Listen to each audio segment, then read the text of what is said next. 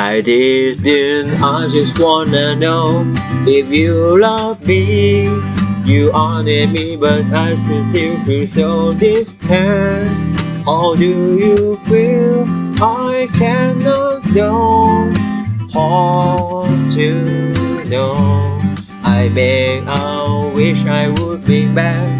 the good old days.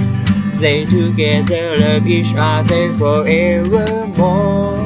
Whenever I close and open my eyes, you'll be there. And love each other. Na na na no, na na na no, na na no.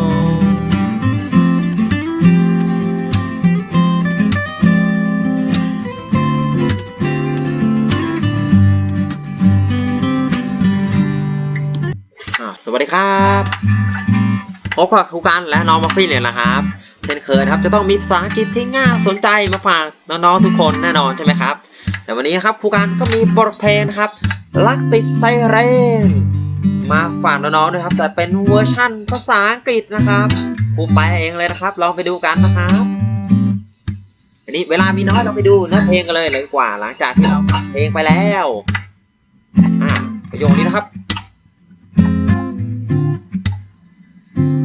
I didn't ask นะครับ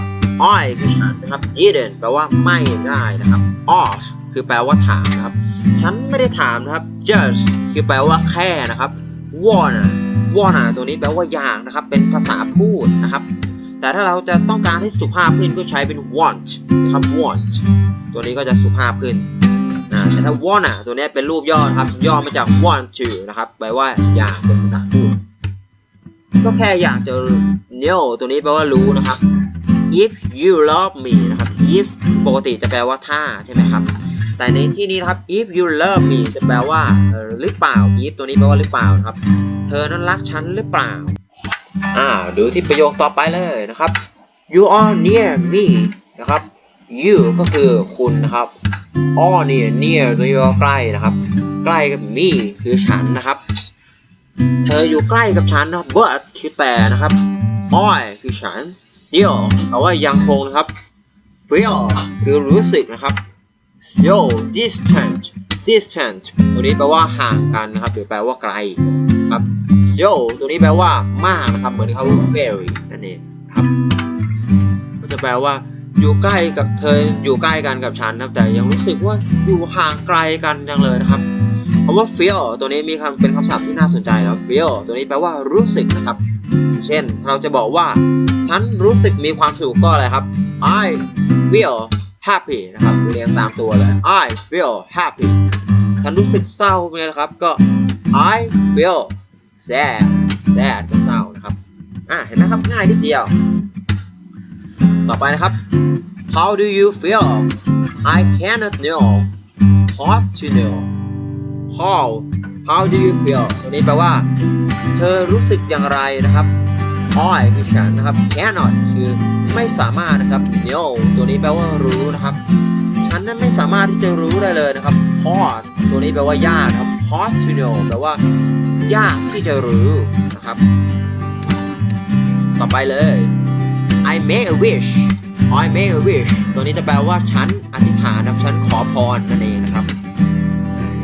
แล้วก็ใช้เวลาที่วันเกิดเนี่ยแล้วก็ make a wish ได้คือการขอพรนะครับต่อไป I คือฉันนะครับ will คือจะนะครับ bring back คือนำกลับมานะ bring back นำอะไรกลับมาครับ the good old days นะครับวันเก่าๆนะครับที่มันดีแสนดีและ good ครับฉันอยากที่จะนำกลับมานะครับต่อไป stay togetherครับ stay แปลว่าอยู่นะครับ together แปลว่าด้วยกันนะครับอยู่ด้วยกัน love each other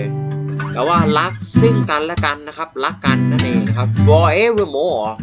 ตัวนี้แปลว่าตลอดไปนะครับต่อไปเลย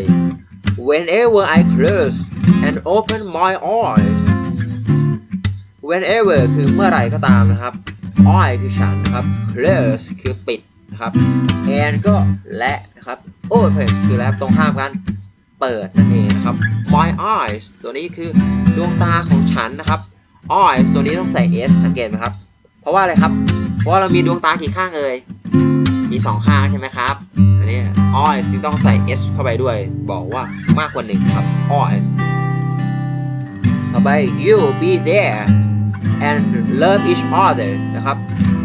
you ตรงนี้แปลว่า you มาจาก will you will นะครับย่อมาจาก you will นะครับคือเธอก็จะนะครับ be there อยู่ตรงนั้นthere คือตรงนั้น and คืออะไรนะครับ love each other คืออะไรครับที่ครูบอกไปแล้วรักอะไรครับรักซึ่งกันและกันรักกันนะครับใช่เธอก็จะอยู่ตรงนั้นและรักกันเสมอนะครับก็อย่าลืมนะครับทบทวนนะครับลองร้องเพลงนี้ซ้ำบ่อยๆนะครับ